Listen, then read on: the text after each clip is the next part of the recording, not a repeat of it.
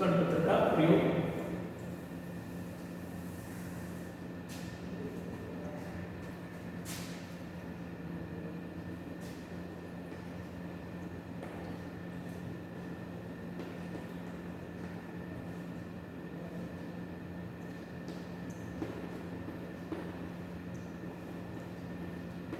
स्वर्ण पत्र का प्रयोग इंपॉर्टेंट है, एग्जाम में पूछा जाता है। रदरफोर्ड के स्वर्ण पत्र प्रयोग को समझाइए तथा इसकी कमियां लिखिए।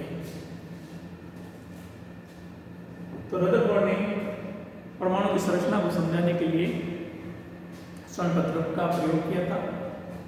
जब भी किसी प्रयोग को करना होता है तो उसमें प्रयोग आता है, प्रेक्षण आते हैं और साथ ही साथ निष्कर्ष आते हैं। प्रयोग, प्रेक्षण और निष्कर्ष।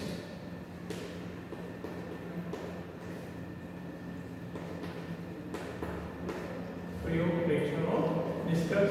और यदि इसमें कमियां रहेगी वो कमियां भी आ सकती है लास्ट में, अंत में निष्कर्ष। प्रयोग, प्रेक्षण और निष्कर्ष। प्रयोग का मतलब क्या होता है? जो हम भी करने जा रहे हैं उसमें हम किन किन वस्तुओं का, पदार्थों का उपयोग कर रहे हैं, उसको किस प्रकार से हम सिस्टमेटिक तरीके से रख रहे हैं, वो सभी किस में आ जाता है? प्रयोग में आ जाता है।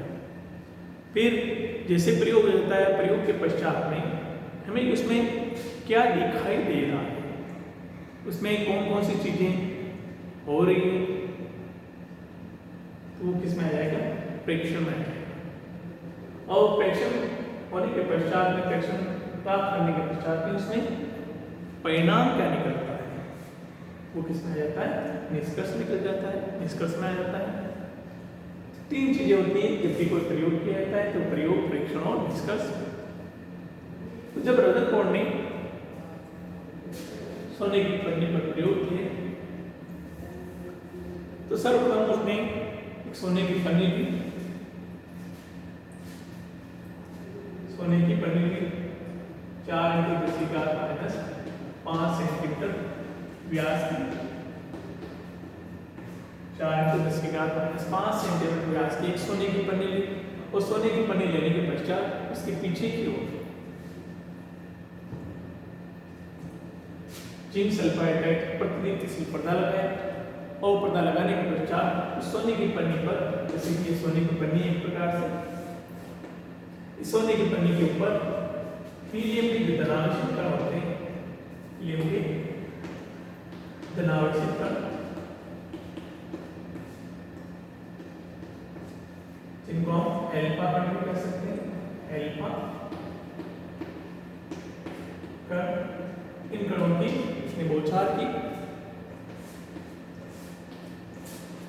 और बौछार करने के पश्चात जो सोने की पन्नी से ये कण टकराए और टकराने के पश्चात जिंक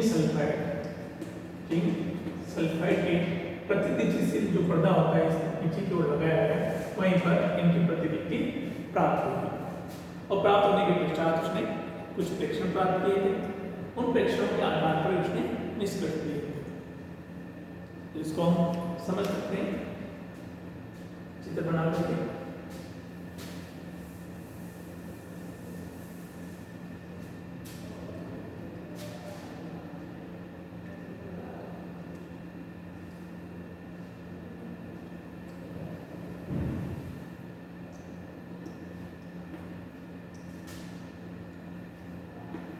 ये सोने की पन्नी है और हम जानते हैं कि जो कोई भी पन्नी होती है या पदार्थ होता है उसी में कण उपस्थित होते हैं।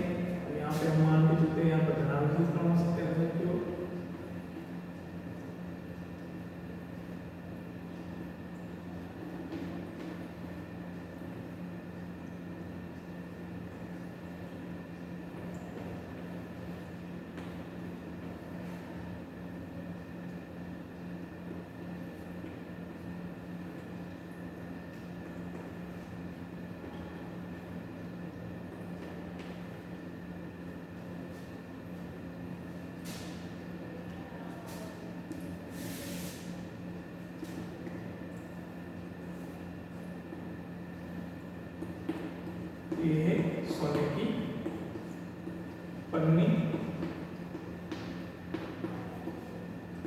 इसका आकार व्यास कितना है 4 × 10⁻⁵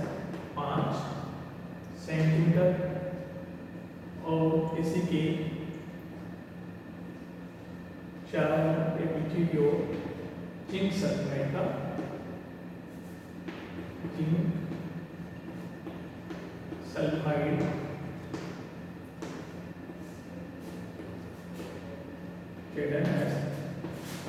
पर्दा लगाया जो प्रतिगतिशील पर्दा होता है।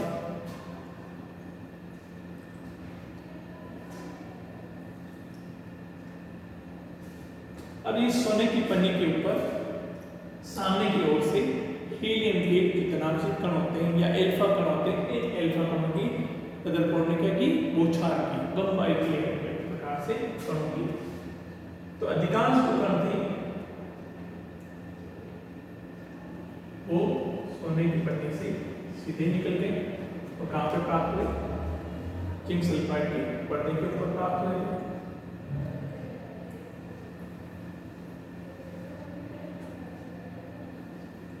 कुछ जो कण थे सोने की पन्नी से टकराए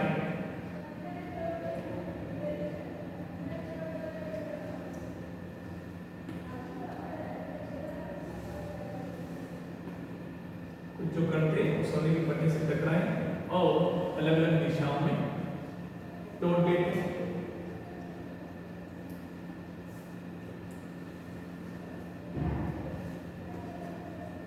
अलग अलग दिशाओं में लौट गए थे और लगभग 20,000 कणों में से एक कण ऐसा था जो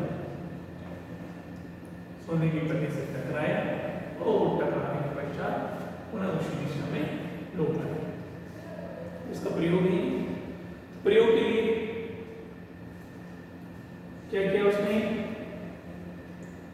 एक सोने की पन्नी ली जिसका व्यास कितना था 4 × 10⁻⁵ सेंटीमीटर व्यास की एक सोने की पन्नी ली। तो सोने की पन्नी लेने के पश्चात इसके पीछे की ओर जिंक सल्फाइड का पर्दा लगाया, तो प्रतिदीप्तिशील पर्दा होता है। पर्दा लगाने के पश्चात सामने की ओर से सोने की पन्नी है उसके सामने की ओर से एल्फा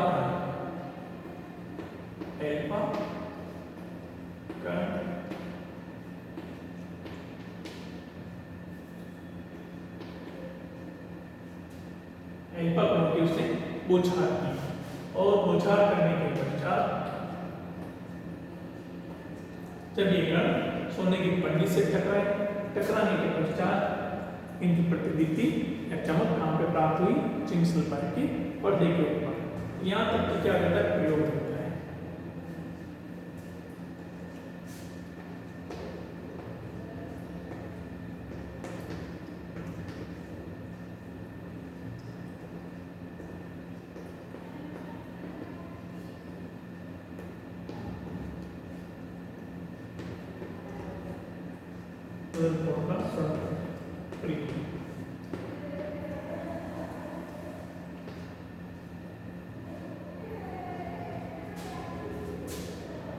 प्रयोग में क्या लिखना है, एक बार और रिपीट कर रहा हूं मैं, ध्यान से सुने आप। प्रयोग में क्या लिखा रहता है, या रजतपुर ने स्वर्ण पत्र का प्रयोग किया, उसमें क्या क्या बात बताई उसने। तो उसने क्या किया, एक सोने की पन्नी ली जिसका व्यास 4 × 10⁻⁵ सेंटीमीटर था और सोने की पन्नी लेने के पश्चात उसके पीछे की ओर चारों जिंक सल्फाइड का पर्दा लगाया, जो प्रतिदीप्तिशील पर्दा होता है वो लगाया और जो सोने की पन्नी है, सोने की पन्नी के सामने की ओर से एल्फा कणों की बौछार की। एल्फा जो कण होते हैं इतना से हीलियम के कण होते हैं उनकी बौछार। ये तो हो जाता है प्रयोग। अब प्रेक्षण आता है।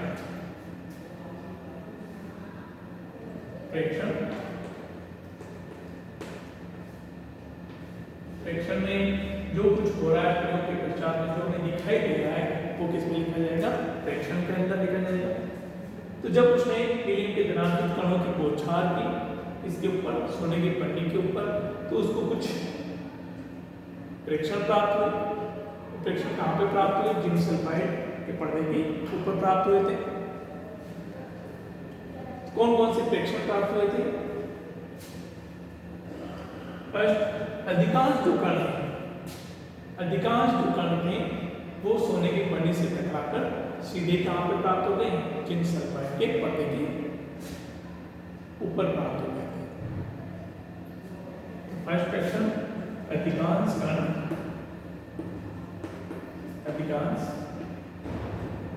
एल्फा कण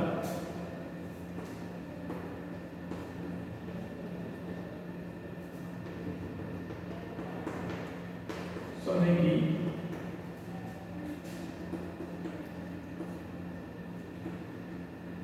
पन्नी से टकराकर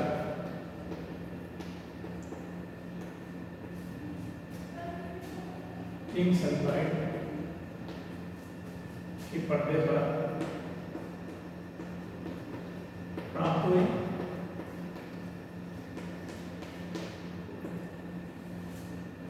अधिकांश जो कण थे वो एल्फा कण जो थे सोने की पन्नी से टकराकर जिंक सल्फाइड के पर्दे पर प्राप्त हुए।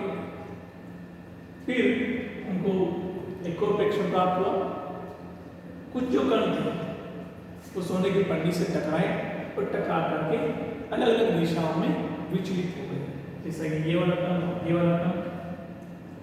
जो कुछ कण थे वो सोने की पन्नी से टकराकर अलग अलग या भिन्न भिन्न दिशाओं में विचलित हो गए। कुछ कण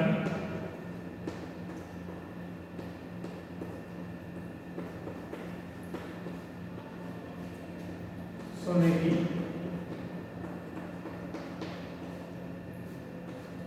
पन्नी से टकराकर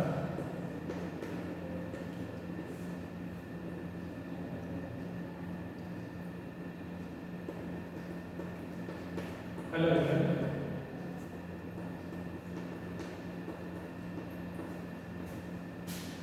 दिशाओं में विचलित हो गए।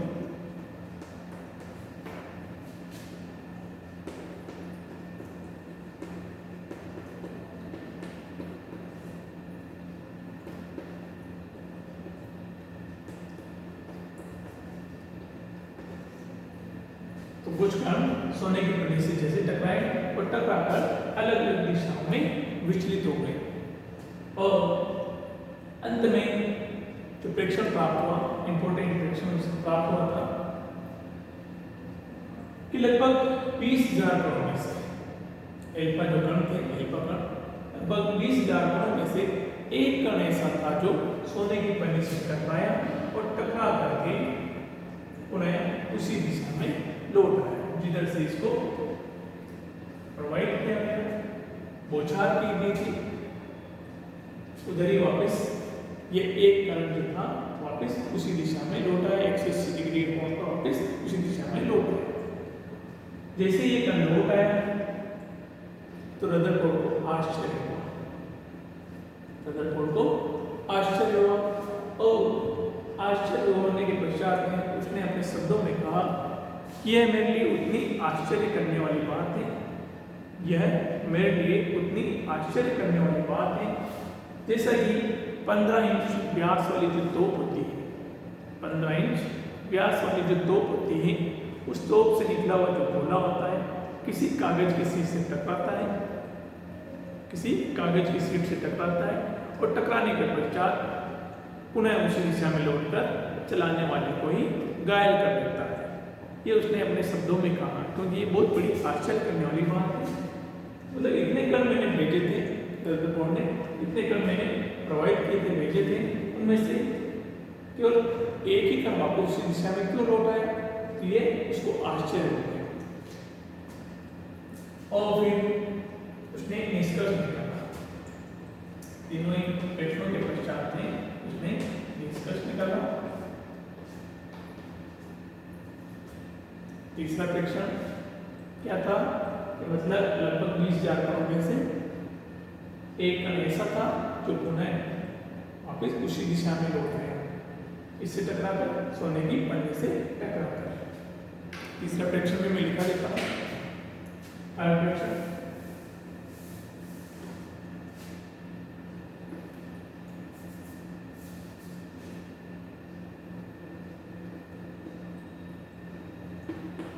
लगभग 20,000 कणों में से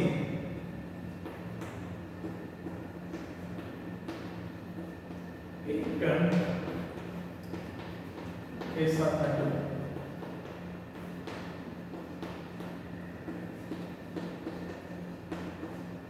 सोने की पन्नी से टकराकर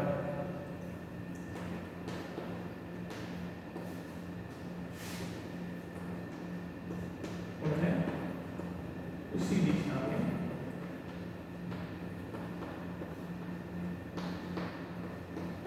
एक सौ 180 डिग्री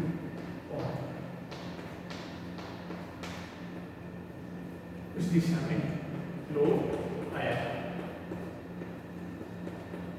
थर्ड फ्रैक्शन लगभग 20,000 कणों में से एक कण ऐसा था जो सोने की पन्नी से टकराकर पुनः उसी दिशा में लौट आया और लौट आने के पश्चात इस फ्रैक्शन के आधार पर उसने अपने शब्दों में कहा था कि यह मेरे लिए इतनी आश्चर्य करने वाली बात है जैसा कि 15 इंच व्यास वाली तोप से निकला हुआ जो गोला होता है वो किसी कागज की शीट से टकराकर पुनः उसी दिशा में लौट आए और जो चलाने वाला है उस चलाने वाले को ही घायल कर देता है।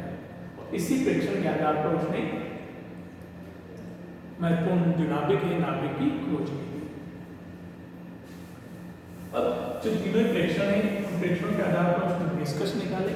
तो निष्कर्ष क्या थे वो भी देख लेते हैं। तो रदरफोर्ड ने कहा था फर्स्ट प्रेक्षण के आधार पर, पहला जो प्रेक्षण है उसके आधार पर कि जितने भी जो कण थे वो सीधे जुड़ गए थे, अर्थात जो परमाणु होता है परमाणु का अधिकांश भाग क्या होता है खोखला होता है। फर्स्ट प्रेक्षण के आधार पर उसने कैसे किया कि अधिकांश जो कण थे वो सीधे लौट गए थे। कहाँ पर प्राप्त हुए थे? जिंक सल्फाइड के पर्दे पर प्राप्त हुए थे।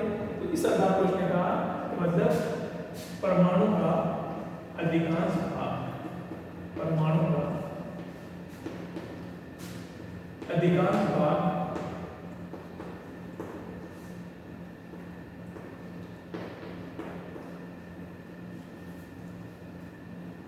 खोखला होता है। परमाणु का अधिकांश भाग खोखला होता है। क्यों होता है? क्योंकि जितने भी यहाँ से अधिकांश जो कण थे वो अधिकांश कण क्या हो गए जिंक सल्फाइड के पर्दे पर प्राप्त हुए थे सोने की पन्नी से टकराकर, तो सीधे निकल गए थे। सीधे निकल गए इसलिए उसने क्या कहा परमाणु का अधिकांश जो भाग होता है वो क्या होता है खोखला होता है। फिर उसने कहा कि परमाणु जो होता है परमाणु का केंद्रीय भाग धनावेशित होता है। परमाणु का केंद्रीय भाग क्या होता है? केंद्र में जो भाग होता है वो क्या होता है धनावेशित होता है। परमाणु का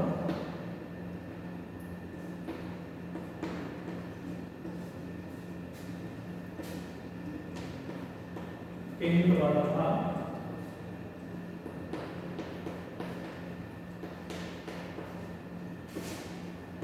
धनावेशित होता है।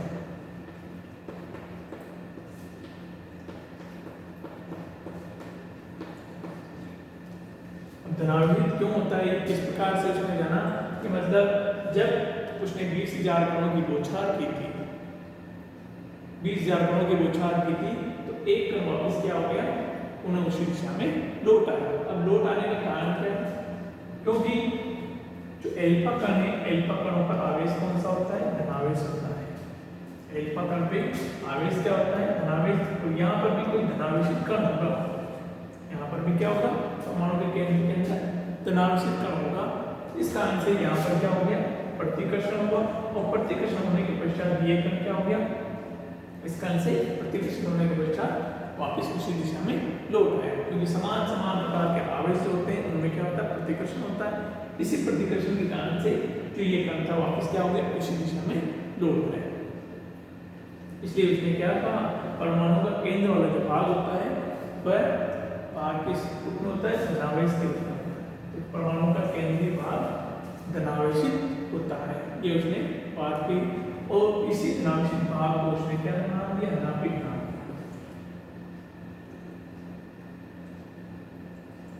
परमाणु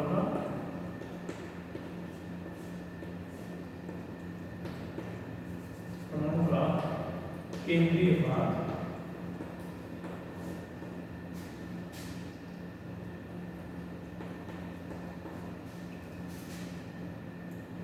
नाभिक कहलाता है,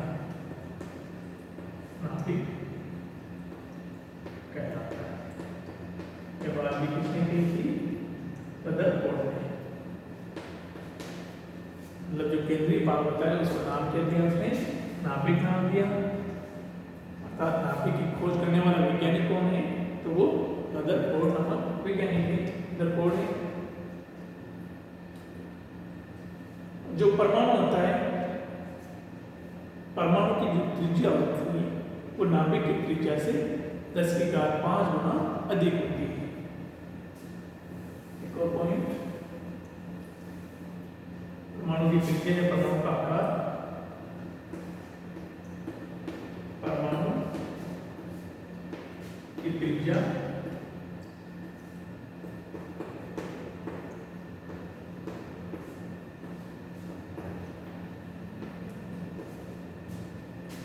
नाभिक की त्रिज्या से 10⁵ गुना अधिक होती है।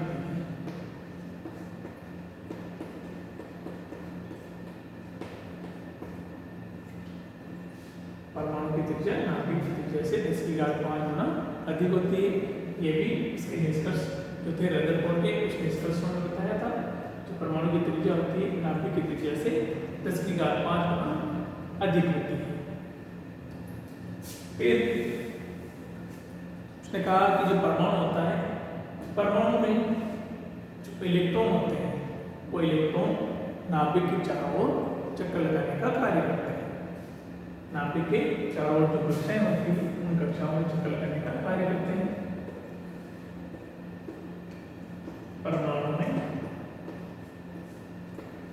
इलेक्ट्रॉन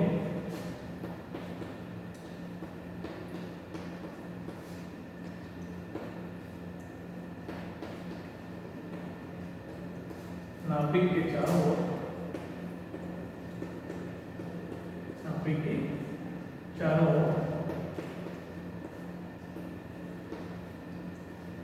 चक्कर लगाते हैं।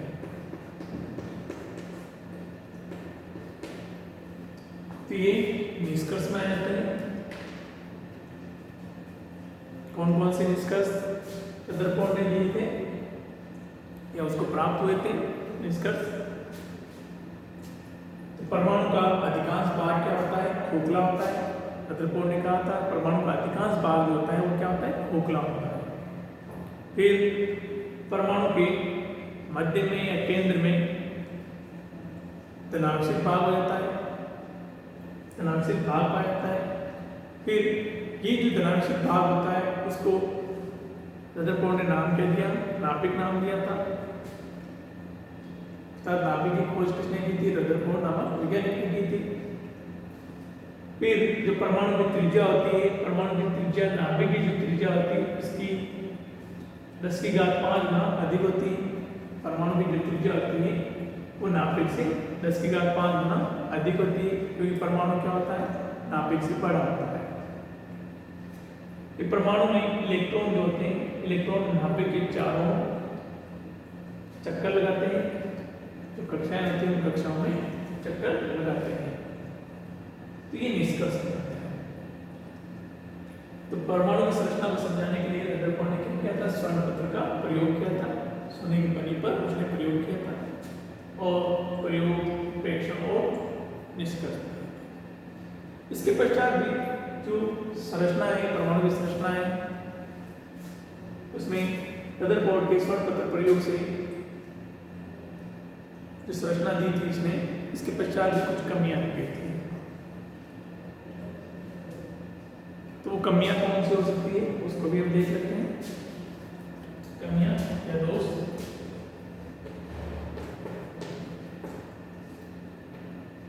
कमियां।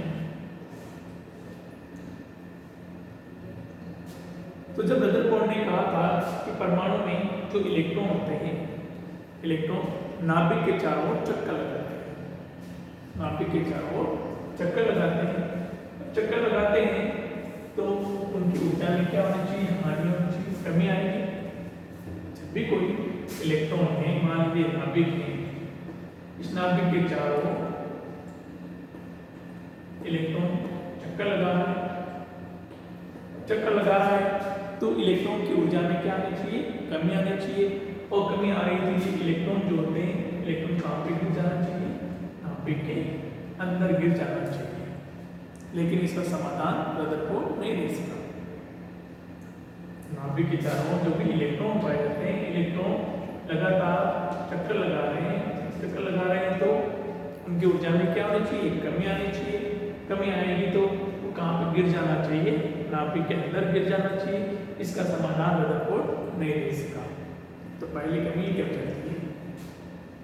फिर दूसरी कमी क्या हो सकती है कि मतलब जो इलेक्ट्रॉन है, इलेक्ट्रॉन चक्कर लगा रहा है, उसके मार्ग को वो नहीं दर्शा सका।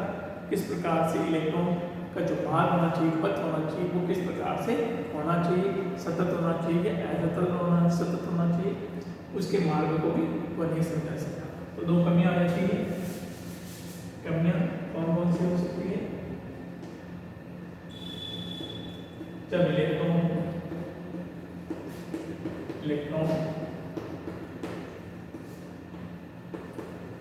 नाभिक के चारों ओर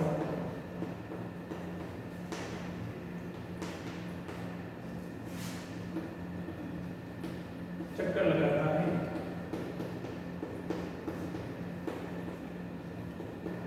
तो उसकी ऊर्जा में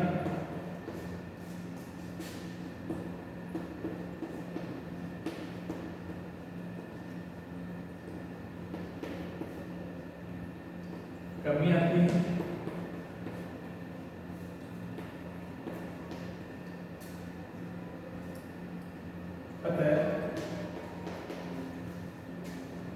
यह इलेक्ट्रॉन नाभिक में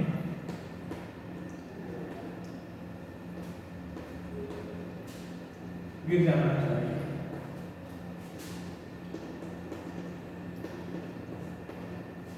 जब इलेक्ट्रॉन नाभिक के चारों ओर चक्कर लगाता है तो उसकी ऊर्जा में कमी आती है, अतः यह इलेक्ट्रॉन नाभिक में गिर जाना चाहिए।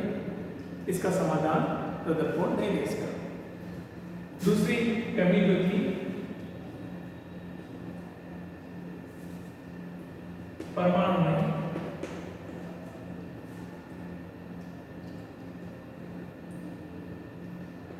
उपस्थित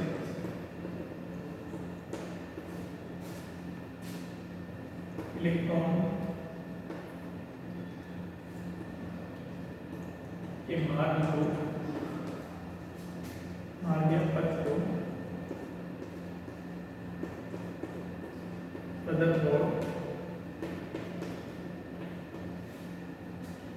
नहीं समझा सका।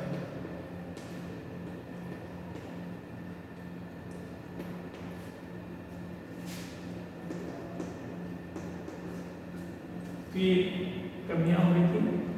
फर्स्ट कमी, जब इलेक्ट्रॉन नाभिक के चारों ओर चक्कर लगा रहा है तो चक्कर लगाएगा तो उसकी ऊर्जा में कमी आनी चाहिए, और कमी आ गई तो कहाँ पे गिर जाना चाहिए, नाभिक के अंदर गिर जाना चाहिए। इसका समाधान रदरफोर्ड नहीं दे सका। और नेक्स्ट कमी जो है, परमाणु में उपस्थित इलेक्ट्रॉन के,